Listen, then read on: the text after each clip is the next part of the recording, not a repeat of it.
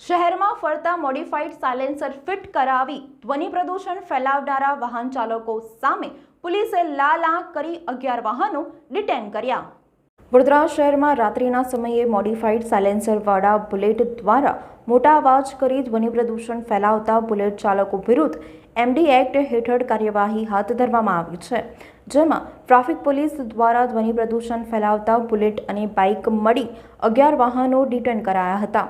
ઉલ્લેખનીય છે કે અગાઉ પણ ઘોંઘાટ કરતા બુલેટ અને બાઇક મળી 13 વાહનો ડિટેન કર્યા હતા।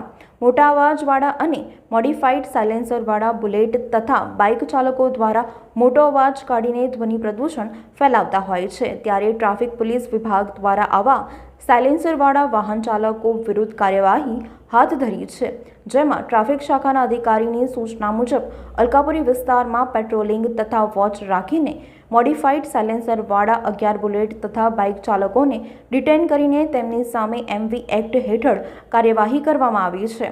આ અગાઉ તાજેતરમાં પણ મોડિફાઈડ સાયલેન્સરવાળા ઘોંઘાટ કરનારા બુલેટ તથા બાઇક મળી 13 વાહનો ડિટેન કર્યા હતા। જો હજુ વાહન ચાલકો વિરુદ્ધ ઘોંઘાટવાળા સાયલેન્સર લગાવી અવાજ પ્રદૂષણ ફેલાવતા ચાલકો સામે કડક કાર્યવાહી કરવામાં આવશે।